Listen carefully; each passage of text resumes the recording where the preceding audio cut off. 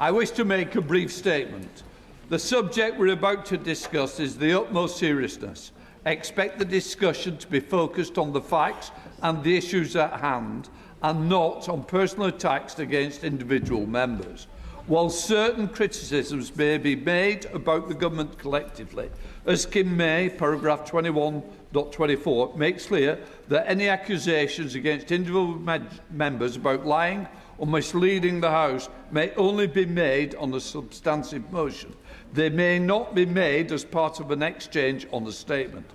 The House rule on this is in place to ensure that members focus on the substantive matters under discussion, and if the debate is needed on matters of individual conduct, that must be drawn in the proper terms with notice. I encourage all members to engage in respectful debate, and our constituents would expect. I therefore now come to the statement. Prime Minister Keir Starmer. Thank you, Mr. Speaker. With permission, I'd like to provide the House with information that I now have about the appointment of Peter Mandelson as our ambassador to the United States. But, Mr. Speaker, before I go into the details, I want to be very clear with this House that while this statement will focus on the process surrounding Peter Mandelson's vetting and appointment, at the heart of this, there is also a judgment I made that was wrong. I should not have appointed Peter Mandelson. I take responsibility for that decision, and I apologise again to the victims of the paedophile Jeffrey Epstein, who were clearly failed by my decision.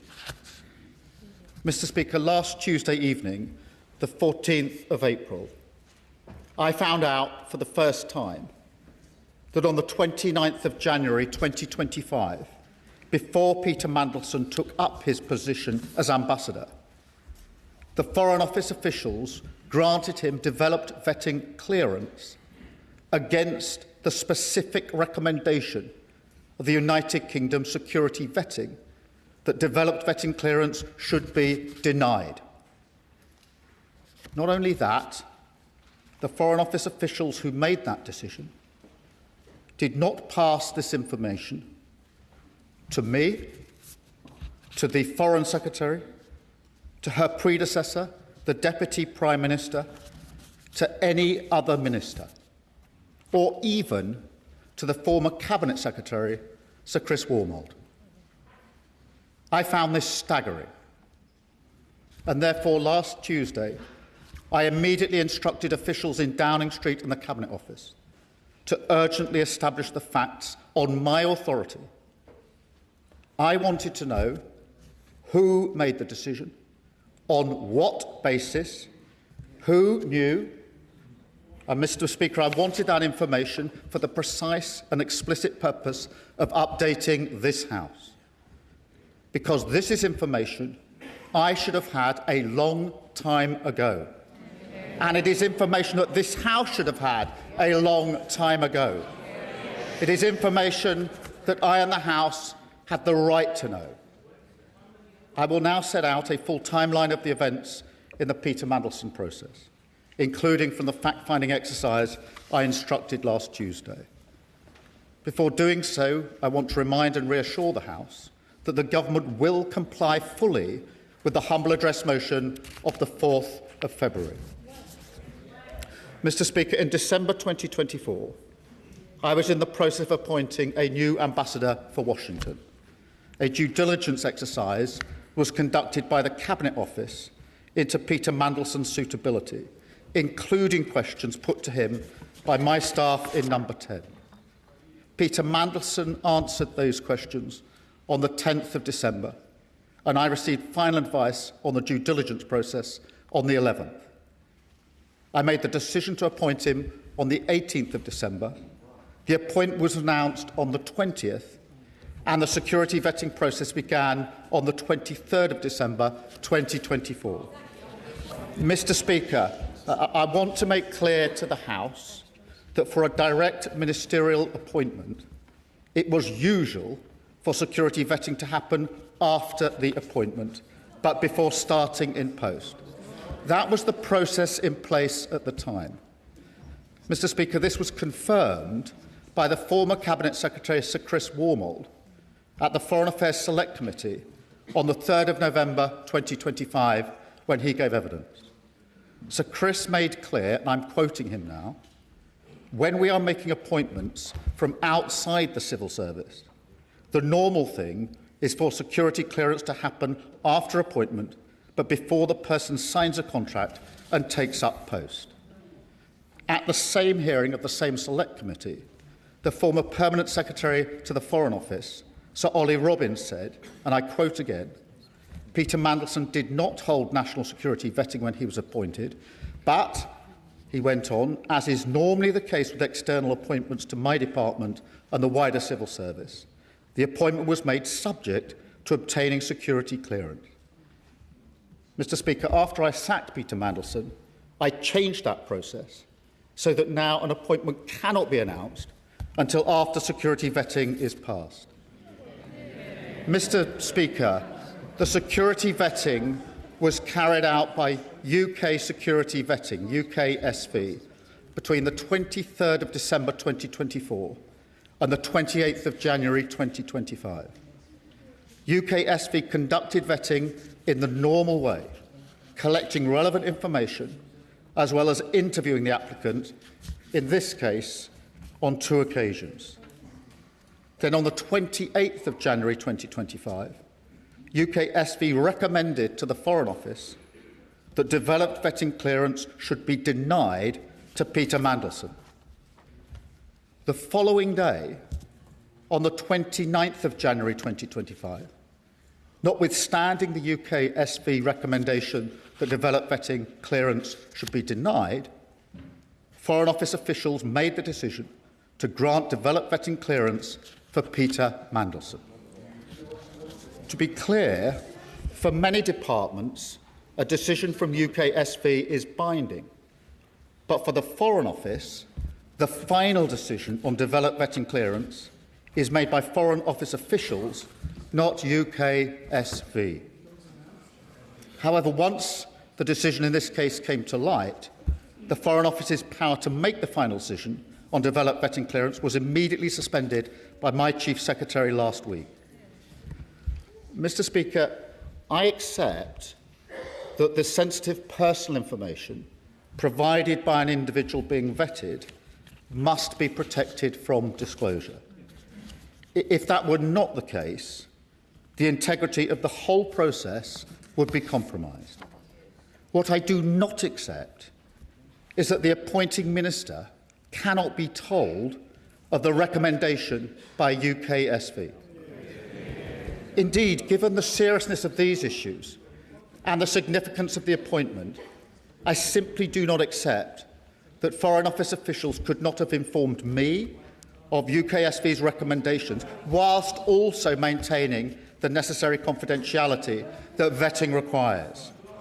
There is no law that stops civil servants sensibly flagging UKSV recommendations while protecting detailed, sensitive vetting information to allow ministers to make judgments on appointments or on explaining matters to Parliament.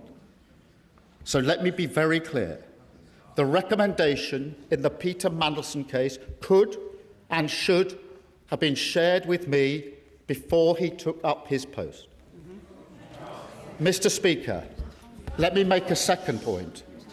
If I had known before he took up his post that UKSV recommendation was that developed vetting clearance should be denied, I would not have gone ahead with the appointment. Mr. Speaker, let me now move to September 2025, because events then and subsequently show with even starker clarity the opportunities missed by Foreign Office officials to make the position clear. Mr. Speaker, on September the 10th, Bloomberg reported fresh details of Mandelson's history with Epstein.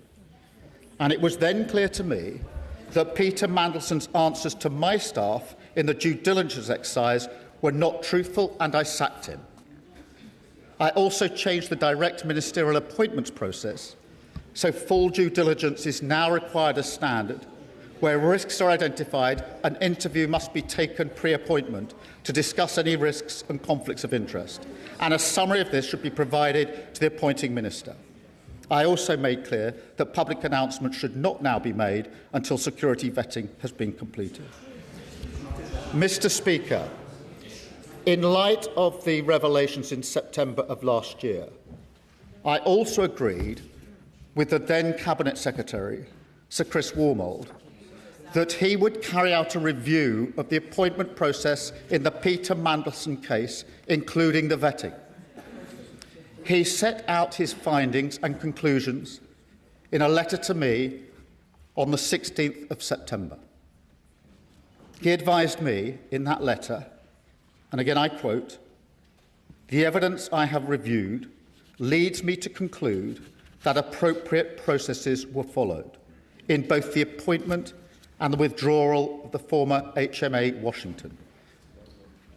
When he was asked about this, Mr. Speaker, last week, the then Cabinet Secretary was clear that when he carried out his review, the Foreign Office did not tell him about the UK SV recommendation that developed vetting clearance should be denied to Peter Mandelson.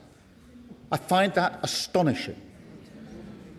As I said out Odyssey, I do not accept that I could not have been told about the recommendation before Peter Mandelson took up his post. I absolutely do not accept that the then Cabinet Secretary, an official, not a politician, when carrying out his review, could not have been told that UKSV recommended that Peter Mandelson should be denied developed vetting clearance. It was a vital part of the process that I had asked him to review.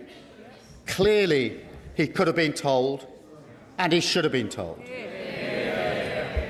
Mr. Speaker, on the same day as the then Cabinet Secretary wrote to me, so that's the 16th of September 2025, the Foreign Secretary and the then Permanent Secretary of the Foreign Office, Sir Ollie Robbins, provided a signed statement to the Foreign Affairs Select Committee. The statement says, and again I quote, "The vetting process was undertaken by UK Security Vetting on behalf of FCDO and concluded with DV clearance being granted by the FCDO in advance of Lord Mandelson taking up post in February." It went on to say, and again I quote, "Peter Mandelson's security vetting was conducted to the usual standards set for developed vetting in line with established Cabinet Office policy." Mr. Speaker, let me be very clear to the House.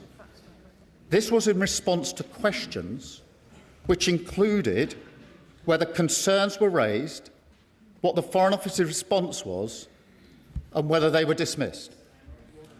Mr. Speaker, that the Foreign Secretary was advised on and allowed to sign this statement by Foreign Office officials without being told that UKSV had recommended Peter Mandelson be denied developed vetting clearance is absolutely unforgivable. This is a senior Cabinet member giving evidence to Parliament on the very issue in question. Mr. Speaker, in light of further revelations about Peter Mandelson in February of this year, I was very concerned about the fact that developed vetting clearance had been granted to him. Not knowing that, in fact, UKSV had recommended denial of developed vetting clearance, I instructed my officials to carry out a review of the national security vetting process. As I set out, I do not accept that I could not have been told about UKSV's denial of security vetting before Peter Mandelson took up his post in January 25. I do not accept that the then Cabinet Secretary could not have been told in September 2025 when he carried out his review into the process. I do not accept that the Foreign Secretary could not have been told when making statements to the Select Committee again in 2025. But, Mr. Speaker, on top of that, the fact that I was not told even when I ordered a review of the UKSV process is frankly staggering. And I can tell the House that I've now updated the terms of reference for the review into security vetting to make sure it covers the means by which all decisions are made in relation to national security vetting. I have appointed Sir Adrian Fulford to lead the review. Separately, I have asked the Government Security Group in the Cabinet Office to look at any security concerns raised during Peter Mandelson's tenure. Mr. Speaker, I know many members across the House will find these facts to be incredible.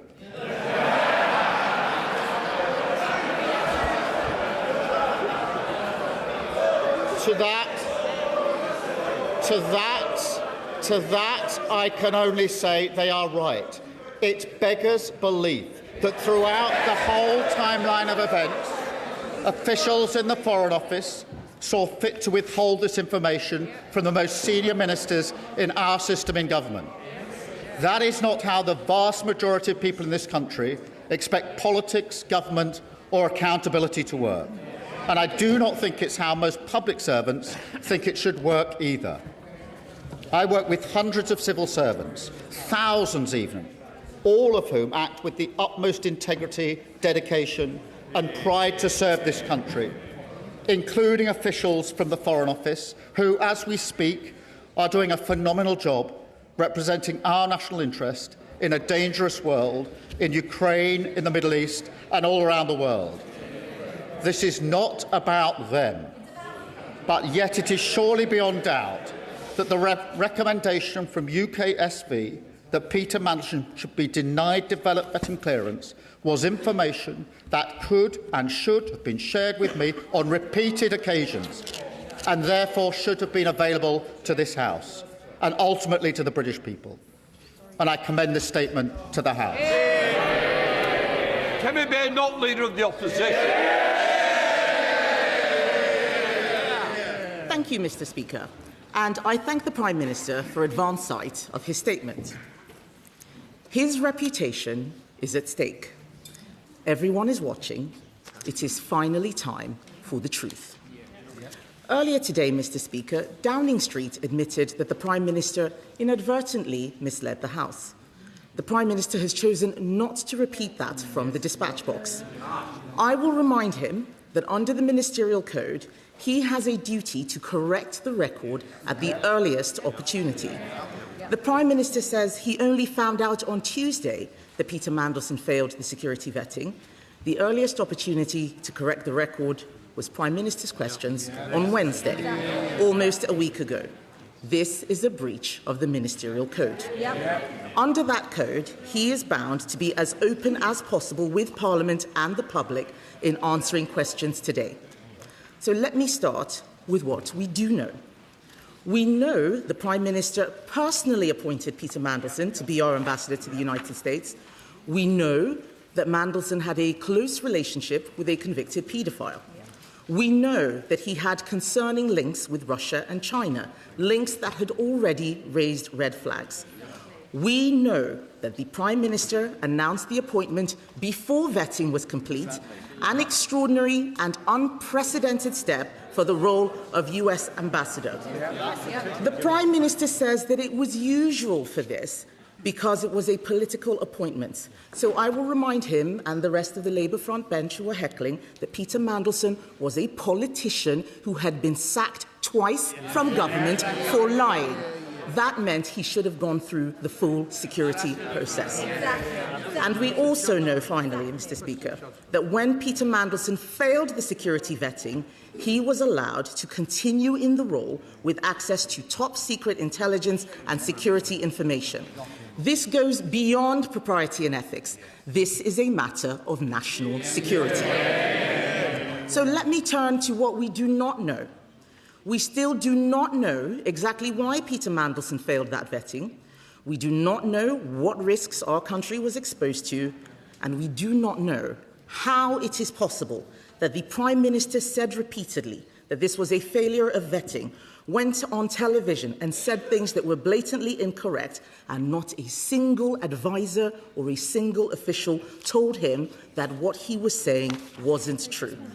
At every turn, with every explanation, the government story has become murkier and more contradictory. It is time for the truth. There are too many questions to ask in the allotted time, Mr. Speaker.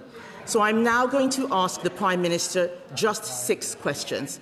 And I have taken the unprecedented step of providing these questions to the Prime Minister in advance. So he has them in front of him. And I have asked for these questions. I have asked for these questions to be put online for the public. They and I expect him to answer. The Prime Minister appointed a national security risk to our most sensitive diplomatic post. Let's look at how this happened. The Right Honourable Gentleman told me at PMQs in September 2025 that full due process was followed in this appointment. We now know that in November 2024, Lord Case, the then Cabinet Secretary, told him this process required security vetting to be done before the appointment. He did not mention any of what Lord Case said in his statement earlier. So, first question, does the Prime Minister accept that when he said on the floor of the House that full due process was followed, this was not true? Secondly, on the 11th of September last year, journalists asked his Director of Communications if it was true that Mandelson had failed security vetting. These allegations were on the front page of a national newspaper. And yet, Number 10 did not deny the story. Why? 3. Will the Prime Minister repeat from the dispatch box his words last week that no one in Number 10 was aware before Tuesday that Mandelson had failed his vetting? The Prime Minister says he's furious that he wasn't told the recommendations of the vetting. Yet on the 16th of September, a Foreign Office Minister told Parliament, and I quote, "The national security vetting process is rightly independent of ministers who are not informed of any findings other than the final outcome." This was the government's stated process. So why is the Prime Minister so furious that it was followed?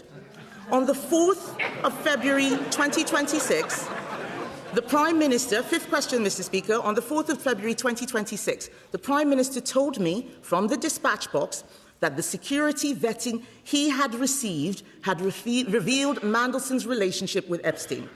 How could he say that if he had not seen the security vetting? And finally, Mr. Speaker, Sistema is a Russian defense company closely linked to the Kremlin and Vladimir Putin's war machine. Was the Prime Minister aware before the appointment that Peter Mandelson had remained a director of that company long after Russia's invasion of Crimea? Mr. Speaker, everyone makes mistakes. It is how you face up to those mistakes that shows the character of a leader. Instead of taking responsibility for the decisions he made, the Prime Minister has thrown his staff and his officials under the bus. This is a man who once said, "I will carry the can for the mistakes of any organisation I lead." Instead, he has sacked his Cabinet Secretary. He has sacked his Director of Communications. He has sacked his Chief of Staff. And he has now sacked the Permanent Secretary of the Foreign Office. All of these people fired for a decision he made. The Right Honourable Gentleman's defence is that he, a former Director of Public Prosecutions, is so lacking in curiosity that he chose to ask no questions about the vetting process. He asked no questions about Mandelson's relationship with Epstein. He asked no questions about the security risk Mandelson posed. Apparently, he didn't even speak to Peter Mandelson before his appointment. It doesn't appear that he asked any questions at all. Why? Because he didn't want to know. He had taken the risk. He had chosen his man. Whitehall had to follow. It is the duty of the Prime Minister to ensure he is telling the truth. Or does the Ministerial Code not apply to him? I'm only holding the Prime Minister to the same standard to which he held others. On the 26th of January 2022, the Right Honourable Gentleman said to a previous Prime Minister at this dispatch box, if he misled the House, he must resign. Does he stand by those words, or is there one rule for him and another for everyone else? Mr. Speaker, let me respond to those points.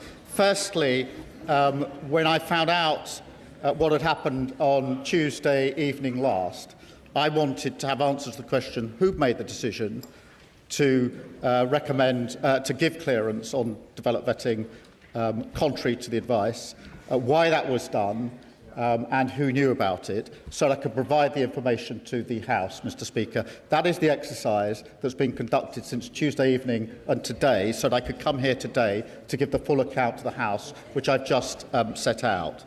Mr Speaker, she asked me about developed vetting security clearance after the appointment. I set out that wasn't me saying that. I read out the evidence of the former Permanent Secretary about that and the former Cabinet Secretary in relation to that. And I think the quotes that I've given to the House are clear enough in relation to that. She also asks why Peter Mandelson failed. Mr Speaker, it's important to make a distinction between the information provided to the review and the recommendation. The information in the review must be protected and has been protected, because otherwise the integrity of the entire system would fall away. But the recommendation doesn't need to be protected and should not have been protected. Mr Speaker, in relation to her questions, in relation to the answer about full due process, that was the information that I had, that I put before the House, and it was confirmed to be by Sir Chris Wormold, because in September I asked him to conduct a review of the process to assure me that the process was correctly carried out. He did that and wrote to me on the 16th of September, giving me his conclusions. In relation, Mr Speaker, to reports in the media, Number 10 was repeatedly asked about the facts surrounding Peter Mandelson's clearance and was assured that the proper process was followed in that case. Mr Speaker, in relation to those in number 10, let me give the answer. Nobody in number 10 was informed about UKSV's recommendation. Mr Speaker, just to be clear and for the record, the Cabinet Office Permanent Secretary did receive information recently and then sought the necessary and legal advice. Once those checks were completed by the Cabinet Office Permanent Secretary, I was told, that is in the last 2 weeks or so, that was entirely the right procedure, to get the legal advice and then to bring it to my attention at the first opportunity. It was the right procedure that was followed by my officials in the last few weeks. Mr Speaker, in relation to why I was furious about the process, for the very reason, Mr Speaker, I strongly believe I should have been given this information at the very outset. I strongly believe there were repeated times when I should have been told. I should have been told on appointment. I should have been told when Peter Mandelson was sacked. The Cabinet Secretary should have been told when he reviewed the process. The Foreign Secretary should have been told before she was asked to sign a statement to the Select Committee. And I should have been told when I ordered a review of vetting, Mr Speaker. In relation to the point she makes about what I said in February in answer to a question of hers, I make it very clear, Mr Speaker, I had not seen the security vetting file. I did not know that UKSV... The question asked me about vetting. I knew about the due diligence, and that's why I put before the House what I knew about the due diligence in relation to Epstein. The question asked me about vetting, and I knew what the due diligence has said, and therefore I told the House what the due diligence has said. I didn't tell them what security vetting had said because I hadn't seen the file in relation to that. Mr Speaker, in relation to the particular details in relation to Peter Mandelson, I acted on all of the information that I had available to me. The simple fact of the matter is I should have had more information. I didn't have that information. The House should have had that information, and I've now set it out in full to the House. Chair of the Foreign Affairs Select Committee, Dame Emily Thornbury. Thank you very much, Mr Speaker. The truth is that my committee did ask. We asked on the record and we got a partial truth that could hardly be the whole truth. but we are on record as asking the very questions that hecklers on the other side say should have been asked.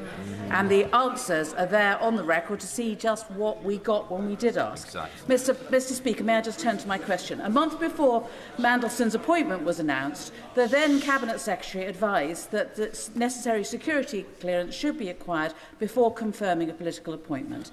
That doesn't seem to have been the usual practice. I'm glad that it's changed because it was clearly abused. Because what happened was that somebody, probably Peter Mandelson himself, leaked to the press his appointment as US ambassador, effectively bouncing the government into confirming it.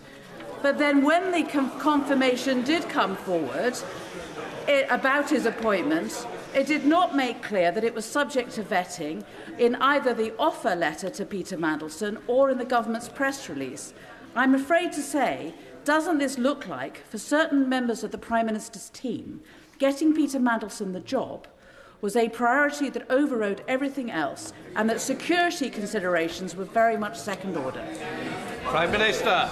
Well, can I thank her for her question? Her committee did ask relevant questions, and that's why I have indicated that it was unforgivable that the Foreign Secretary was asked to sign a statement in response to those very questions without being told about the recommendation. The questions were asked. She was asked to advised and asked to sign a statement without being told the relevant information, and that is unforgivable. As for the appointment before developed vetting, I've changed that process now so that it can never happen again, and she heard me quote the evidence of the former Cabinet Secretary and the former Permanent Secretary in relation to that.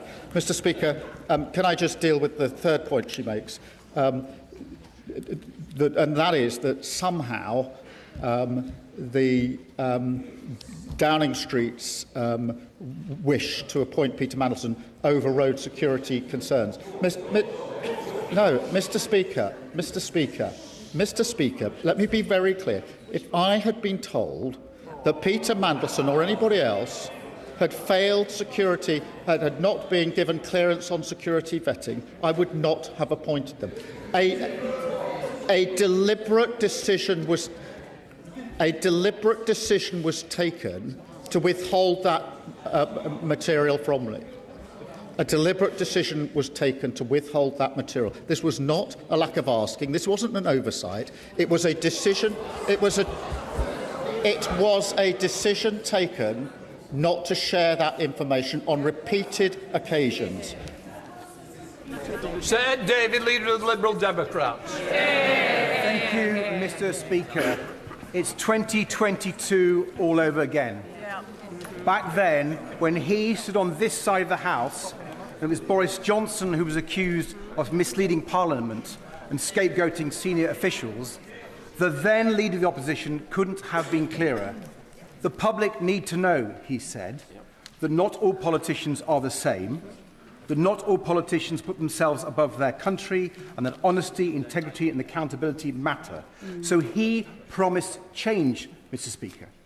He promised to break the cycle and stop the chaos.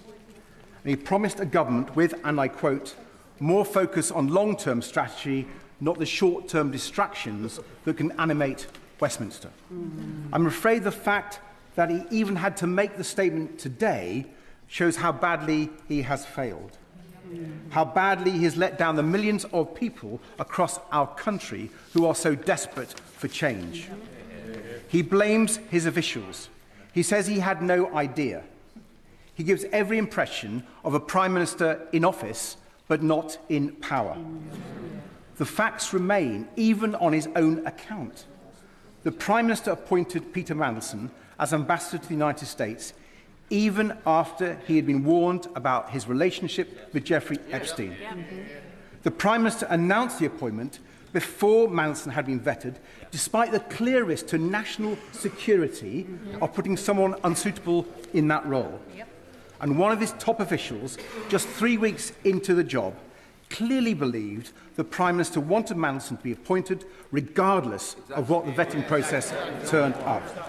And the Prime Minister has relied on the vetting process to defend his decisions. So why did he ask so few questions personally about the vetting process itself?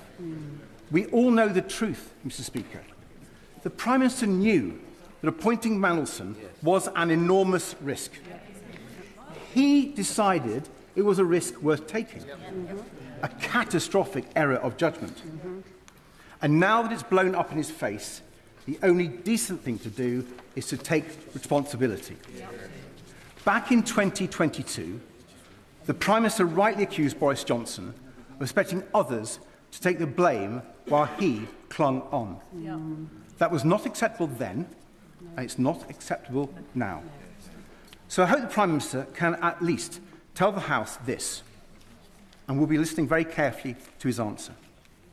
Was he given advice by Simon Case, the then Cabinet Secretary, that the necessary security clearances should be acquired before he confirmed his choice for US Ambassador? And did he follow that advice? Yes or no?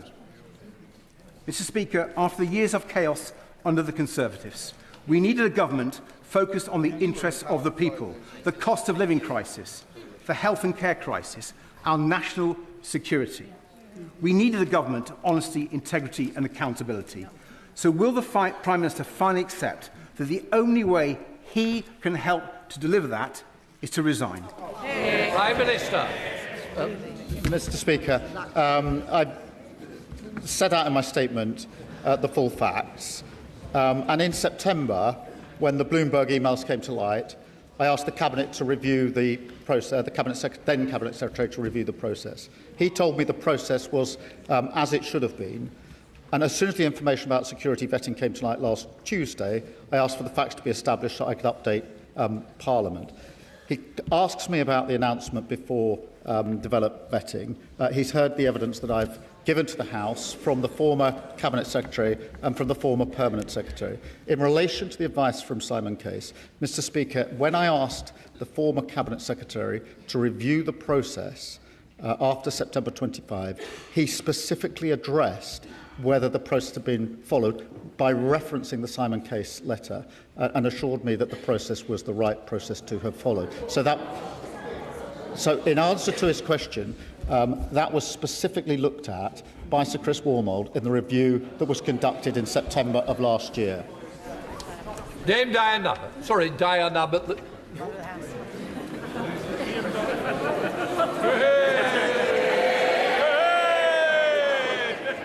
The Prime Minister has gone on at considerable length about process and procedure. But ordinary people don't really care about process and procedure. They want transparency and they want to know that they can have confidence in the words of elected politicians, like all of us in this chamber. On the question of Peter Mandelson, it was in the 90s that Peter Mandelson had to resign from the Cabinet for the first time because of his dealings with the millionaire Geoffrey Robinson. It was a few years later he had to resign from the Cabinet for the second time because of his relationships with the billionaire Hinduja family. Peter Mandelson has a history.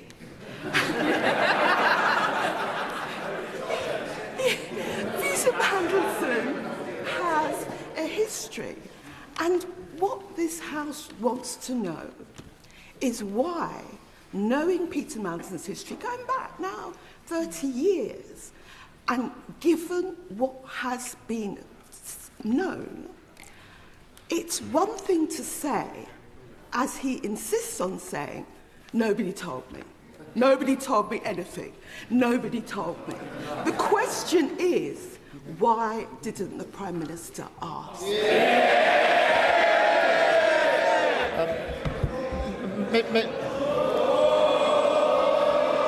Mr. Speaker, in relation to her question, let me be clear. I should not have appointed Peter Mandelson. As soon as the further revelations came to light, I asked the Cabinet Secretary to review the process so I could be assured about the process. He wrote to me on the 16th of September, setting out the conclusions of that review and assuring me the process had been followed properly. Simon Hoy, Sheriff Packer. Thank you, Mr. Speaker. The Prime Minister has spoken about process and the reviews and trying to put that which went wrong right. That is to be supported. But he's also asking the House and the country to believe that, notwithstanding a front-page media splash that Peter Mandelson had failed the vetting process, that there was nobody in Number 10 or in any government department that even thought to say, is there any truth in this? Could I have a briefing on that? We need to knock this story down. If nobody asked, that is the shameful thing. And if nobody asked, does it not say to the Prime Minister that the operation of his government, which seems to be process, strategy, review, never my fault, is not sustainable and is not welcomed by the country at large?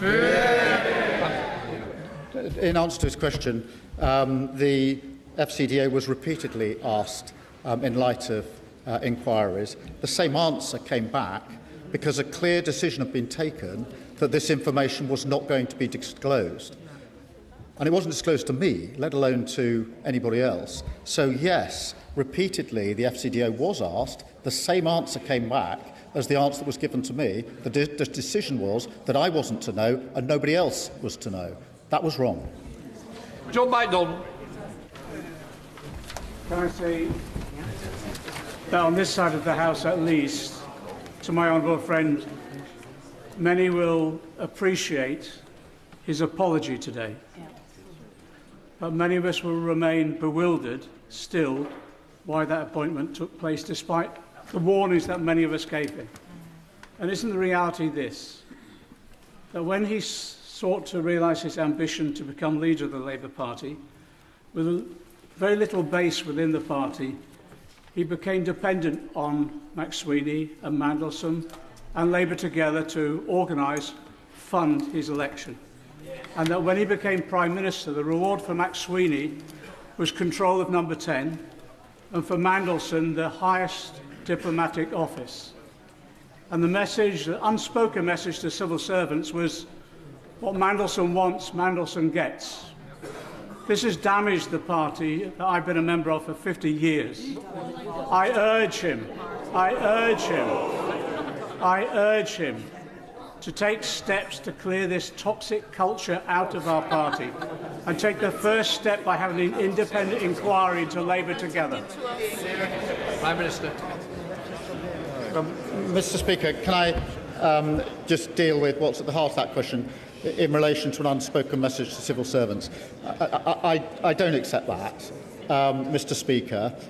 It is simply not good enough on a question of national security where clearance, the recommendation is clearance be denied, for anyone, particularly senior civil servants, to do anything other than provide me with the relevant information, and that is what should have happened in this case.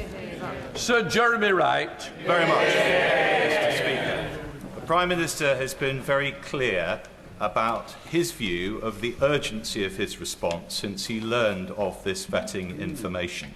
So I want to ask him about the events of last week. He will know that the Intelligence and Security Committee asked for any information relevant to vetting to be supplied to it in the first tranche of information we were to consider. We didn't receive anything about vetting at that time. The Prime Minister has told us now that on Tuesday evening he became aware of the information he has set out. But the Intelligence and Security Committee was not told about the existence of that information. Information the Prime Minister must have recognised was within the terms of the humble address and would need to be supplied to the ISC. We were not told by his officials about the existence of that information until Thursday, after it had been published, its existence had been published in the Guardian newspaper. So I am bound to ask the Prime Minister this. If that information's existence had not been disclosed by the press, would we have been told about it? And if so, why did the ISC have to learn of its existence from The Guardian and not from the government? Prime Minister. Thank you for his question, and the answer is yes, it would have been provided to the committee, and I think, as he acknowledged, it has now been provided to the committee. The reason for the delay is, on Tuesday night, I found out simply that the recommendation had been made to deny clearance, and yet clearance had been given. I wanted to understand who gave that clearance, on what basis, and who knew about it, so I could update the House and obviously make the information available to the committee. And that's what I asked on Tuesday night my officials urgently to do, so that the full picture could have been put before both the House and the committee. And I'll make sure that the full picture is put before the committee. Alistair Strapper.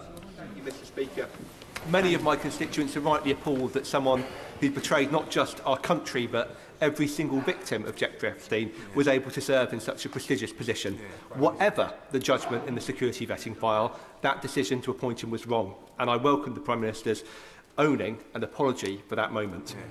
But many of my constituents are also rightly concerned to learn that not a single democratically elected official in government was informed about that decision. Given this, what undertakings is the Prime Minister instigating right across government to ensure that in the future it's our democratic decision makers who are putting the full picture for these crucial judgments? Prime Minister.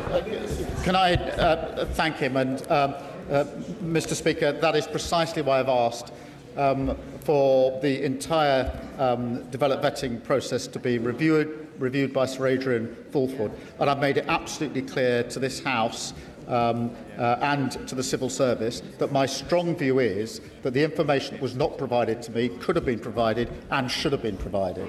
Umbrella. Thank you, Mr. Speaker. The Prime Minister wants us to focus on process and not his judgment. But this entire episode is the direct result of his decision to make a direct appointment to one of the most senior roles in the FCDO of somebody who was wholly inappropriate for the role. So can the Prime Minister at least confirm to the House that this was a singular error of judgment and that his number 10 operation has not proposed political appointee for any other senior role in the FCDO? Prime Minister. In relation to the decision, yes, it was my decision. It was an error of judgment, and that's why I've apologised to the victims of Epstein. I've done it again today, and right to do so. In relation to the second point of his question, whether any other political appointments, I will have to just check on that and get back to him, because I'm not. There are very many appointments made. There are very many appointments made to senior positions, and I will just check that for him. Rick Corgill. Mr. Speaker, the House and the public understand the importance of independent security vetting and why sensitive personal information must be protected, but they are also shocked that decisions of such significance could be taken without the knowledge of the Prime Minister. I have worked closely with the Prime Minister and know how seriously he takes national security and accountability to this House. So can the Prime Minister set out what steps he will take to remove any ambiguity, so where there are serious concerns, those risks are flagged to ministers, ensuring that accountability to this House and to the country is always upheld? Prime Minister. I thank her for her question, Mr. Speaker. That is why last week the Chief Secretary removed suspended the power of the FCDO to make a recommendation or to take a decision contrary to the recommendation of UK SV. Sir David Deft. Mr. Speaker, the Prime Minister has twice rebuffed first the Leader of the Opposition, then the Leader of the Liberal Democrats, when they said that the then Cabinet Secretary's advice to the Prime Minister was to get the clearance before the announcement. So I'm going to read in one sentence from a document entitled Options for HMA Washington from the Cabinet Secretary of the day to him personally. It says, if this is the route you wish to take, you should give us the name of the person you would like to appoint, and we will develop a plan for them to acquire the necessary security clearances and do due diligence on any potential conflicts of interest or other issues of which you should be aware before confirming your choice. The House doesn't want to hear about what Mr. Wormholt said a year later. That was the advice then. Why didn't he follow it? Mr. Speaker, he reads out the passage from Mr. Case's advice. The process that was followed was what I understood to be the usual process. In other words, the appointment was subject to the security vetting. It is why, when Sir Chris Wolmold looked at it in September, he addressed the question by reference back to Simon Case's letter, because I wanted to know the process that had been followed was the right process, and that is what Sir Chris Wolmold looked at. He looked at it expressly by reference to the Simon Case letter that has just been read out, and assured me that the right process was followed when he reviewed it. Belter. Thank you, Mr. Speaker. Anybody who knows the Prime Minister will know full well that he would never, ever deliberately mislead this House. But the reality is this, Mr. Speaker, ex post facto vetting is utterly pointless when the appointment is political.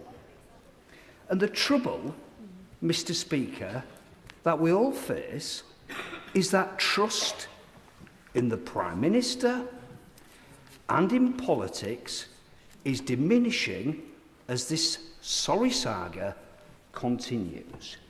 So in the 17 days we have leading to those very important elections, never mind question, those very important elections, what does the Prime Minister propose to do to win back the trust of the country? Prime Minister. Mr. Speaker, in relation to his point about vetting in relation to political appointments, I don't agree, but I do agree that the due diligence for direct ministerial appointments should be the same as for any other appointments. It clearly wasn't, and that's why in September I ordered that it be changed in order to make sure it is the same process, whether it's a direct ministerial appointment or any other appointment. In relation to the country, Mr. Speaker, it is important that we remain focused on the cost of living and on dealing with the war on two fronts that we face in this country, and I intend to do that. Stephen Flynn. Mr. Speaker, the harshest and most important truth in this entire process is that the Prime Minister of the United Kingdom chose to proactively ignore the victims of Jeffrey Epstein when he made the political choice to put Peter Mandelson in as the UK's most senior diplomat in the United States of America, despite knowing that he had maintained a friendship with Jeffrey Epstein himself. We have since seen Peter Mandelson be investigated for potential misconduct in public office, and we, of course, now learn through the media that Peter Mandelson had failed his security vetting. The Prime Minister blames all of this, all of it, on the judgment of others. But I'm interested in his judgment. Does he believe himself to be gullible, incompetent, or both? Yeah. Prime Minister. Mr. Speaker, I thank him for his question. I've laid out the relevant facts. It is absolutely clear that nobody is suggesting that this information was made available to me. It clearly wasn't made available. It should have been made available, and I would not have made the appointment had it been made available. That is why I set out the facts in some considerable detail to the House, with relevant quotes from all the relevant players in this. Stella Creasy. Thank you, Mr. Speaker. The Prime Minister is being candid about some of the challenges in this process. I'm sure he will share the frustration across this House that revelations keep coming and this matter keeps coming back to Parliament. Now, he says that he has acted to prevent any further challenges in the vetting system for the government for senior appointments. Can he therefore give all of our constituents and this House the reassurance that he has no further sense there will be any challenges to any other senior appointments through the vetting process that this government has made? Well, Mr. Speaker, that is precisely why I've asked for a review to be carried out of the security vetting. I have no reason to believe that to be the case, but I want to be assured about the security vetting process, and that's why I've asked Sir Adrian Fulford to look at it so he can give me that further reassurance. I will then, of course, pass that on to the House. Dame Karen Bradley. Thank you very much, Mr. Speaker. The Prime Minister has just told us that after he sacked Peter Mandelson, he changed the process so that now an appointment cannot be announced until after security vetting is passed. Why did he do that if he didn't think there was a problem with the security vetting?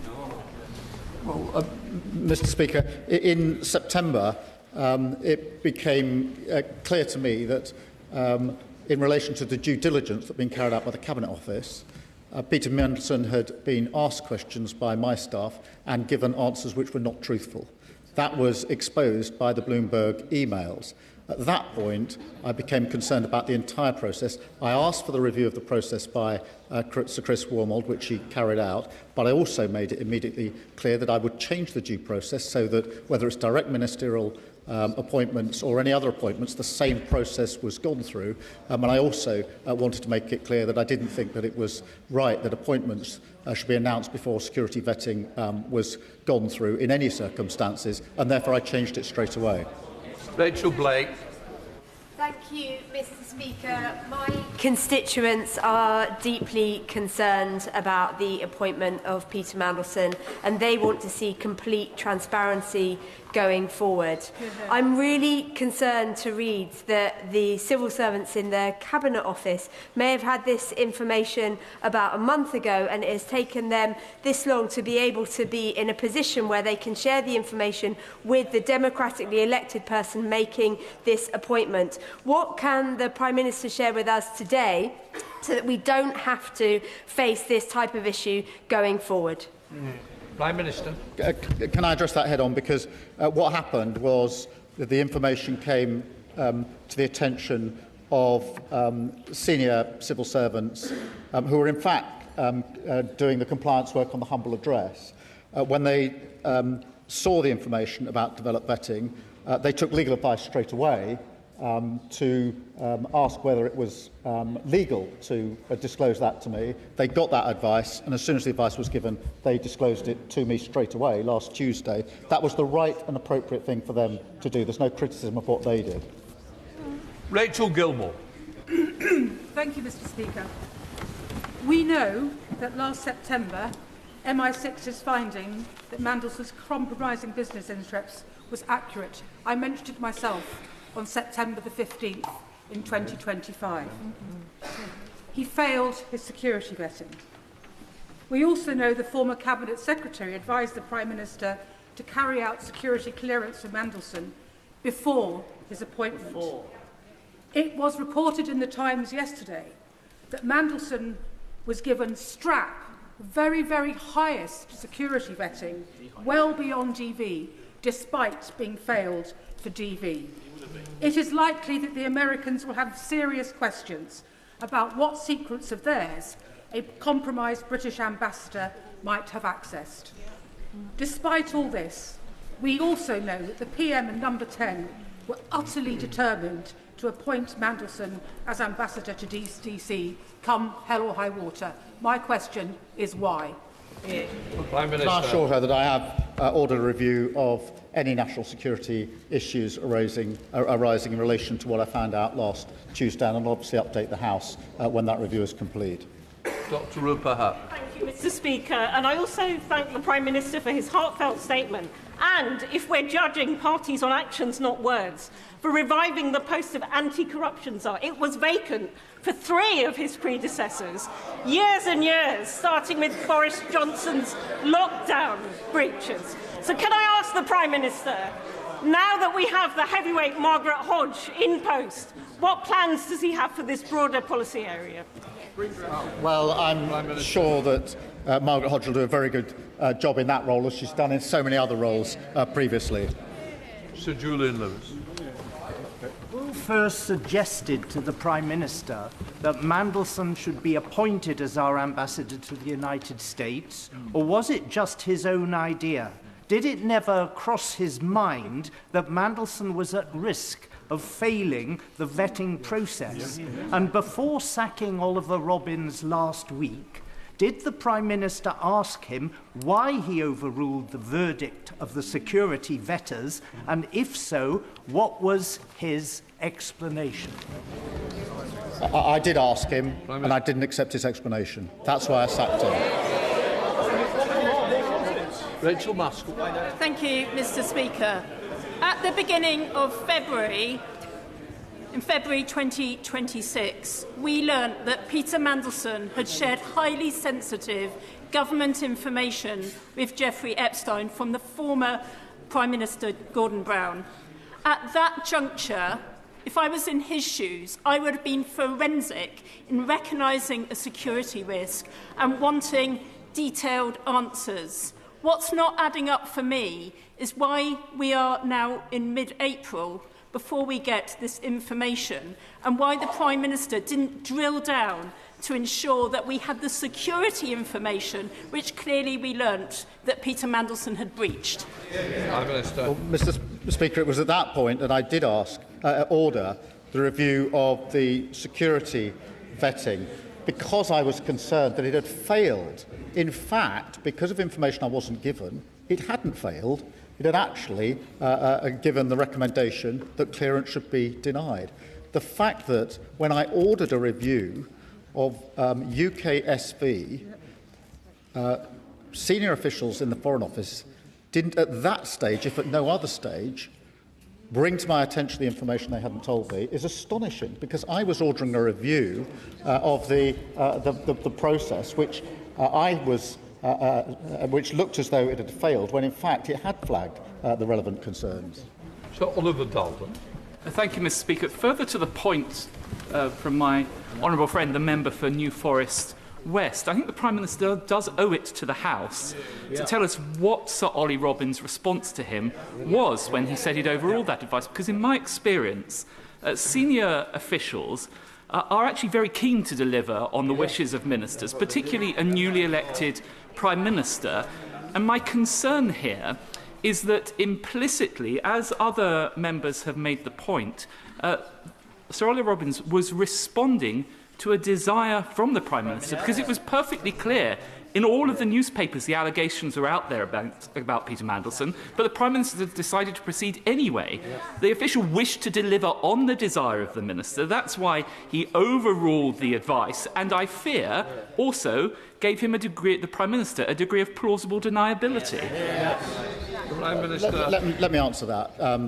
In relation to Sir Ollie. Let me start by saying he's had a distinguished career, and I must say that, and I do say that.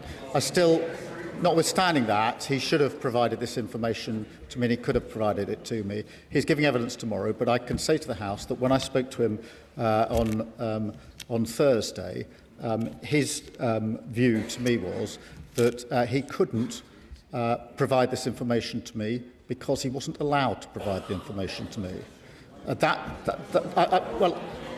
don't want to put words in his mouth, because it's very important he gives his own evidence. In relation to the question that's being asked of me, when I said why wasn't this shared with me, he did. I've been asked what questions I put to him, and I've been asked the answer, and I'm trying to give that answer. I'm trying to give it without putting words into Ollie Robbins' mouth, because I don't think that's fair of me to do so. But what he said to me was essentially that he took the view that this process did not allow him to disclose to me the recommendation of UKSV. No doubt he'll be asked further questions about that. He did. That is the reason that he gave to me.